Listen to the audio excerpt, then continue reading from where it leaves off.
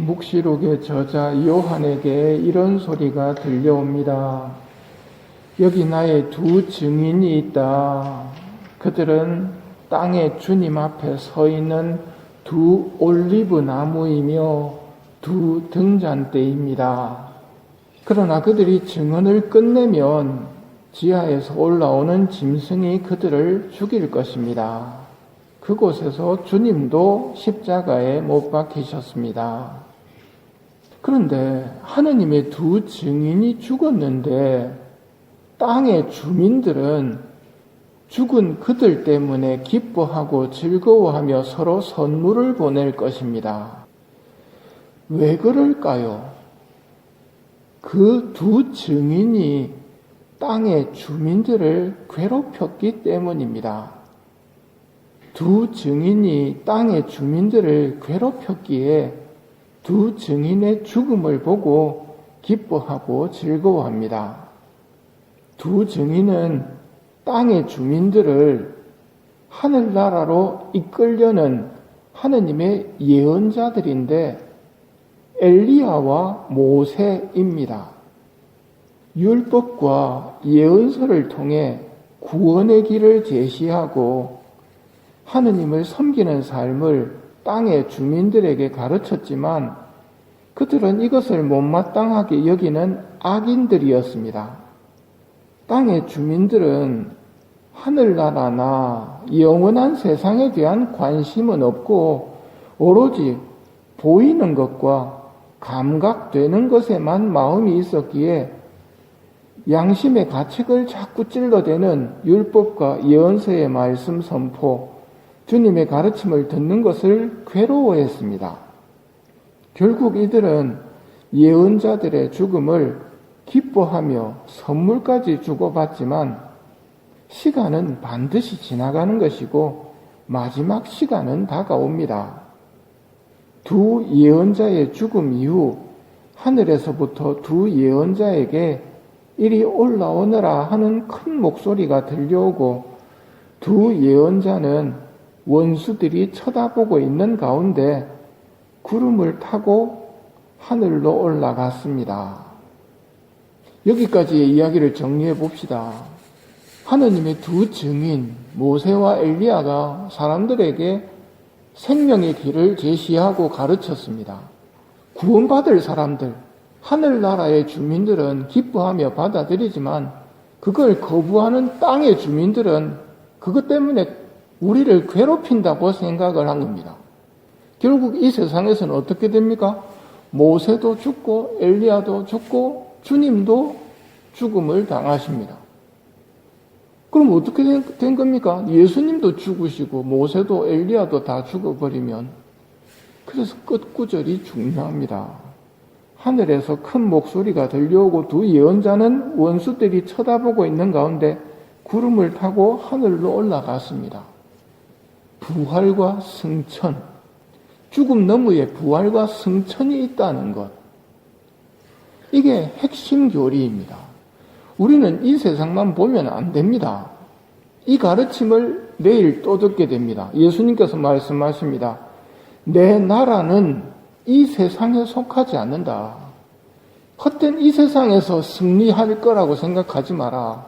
내가 이 세상의 임금이 아니다. 나는 영원한 세상에서의 임금이다. 이 세상은 지나가는 세상입니다. 아브라함의 하느님, 이삭의 하느님, 야곱의 하느님이라고 모세에게 알려주십니다. 아브라함도 죽었습니다. 이삭도 죽었습니다. 야곱도 죽었습니다. 모세도 죽었습니다. 다 죽습니다. 그러면 땅의 주민들이 이긴 것인가? 땅의 주민들도 다 죽습니다. 부활하는 사람, 구름을 타고 하늘로 승천하는 사람, 그 사람들이 진정한 승리자입니다. 영원한 세상을 준비하지 못하고 이 세상만 바라보고 살다가는 끝장납니다.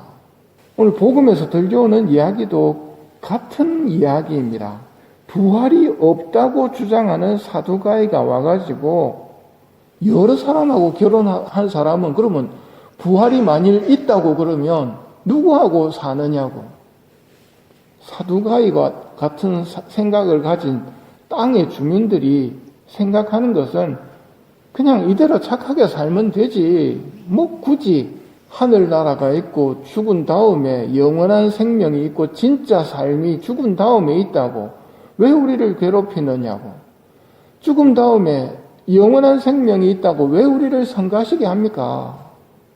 그게 진짜 있으면 결혼 여러 번 한 사람은 누구하고 사느냐고. 죽음 너머에 삶이 있을까요? 없을까요? 진짜 삶이 죽음 너머에 있습니다. 죽음이 없는 삶이.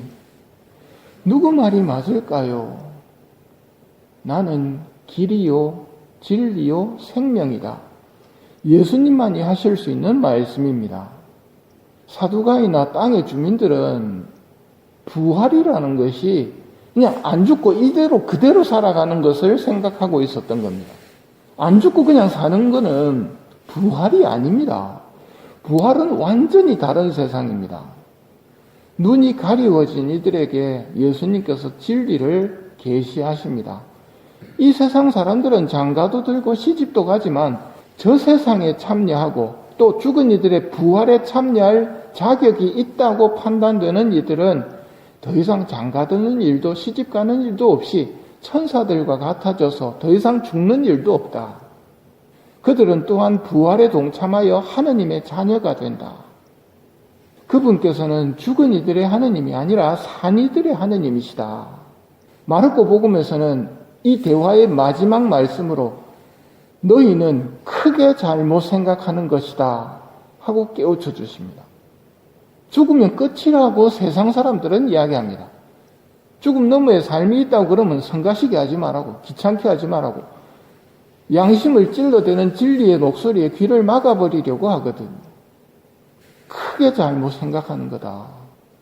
이 세상은 지나가는 세상이고 진짜 세상은 지나가지 않는 영원한 세상이다. 일독서 표현을 따르면 이리 올라오느라는 목소리를 듣고 구름을 타고 하늘로 올라갑니다. 주님을 따르던 사람들은 예수님의 부활과 승천에 동참하게 되는 것입니다.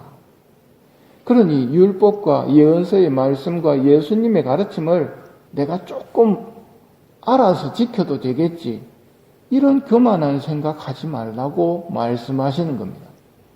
이 세상이 전부라고 믿는다면 너희는 크게 잘못 생각하는 것이다. 사람들이 나 때문에 너희를 모욕하고 박해하며 너희를 거슬러 거짓으로 온갖 사악한 말을 하면 너희는 행복하다.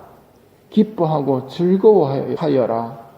너희가 하늘에서 받을 상이 크다. 사실 너희에 앞서 예언자들도 그렇게 박해를 받았다. 모세도 엘리야도 예수님도 세상에서는 박해를 받았습니다. 그러나 누가 진짜 임금인가? 매일 축일이 그걸 이야기합니다. 그리고 예수님께서 말씀하십니다. 나는 길이요, 진리요, 생명이다. 사라질 이 세상에서 구원해내서 영원한 세상으로 옮겨주시려고 예수님께서는 우리에게 칼을 주십니다. 멸망으로 이끄는 세속의 유혹들을 단호하게 잘라버리고 하늘나라를 향해 걸어오라는 뜻입니다.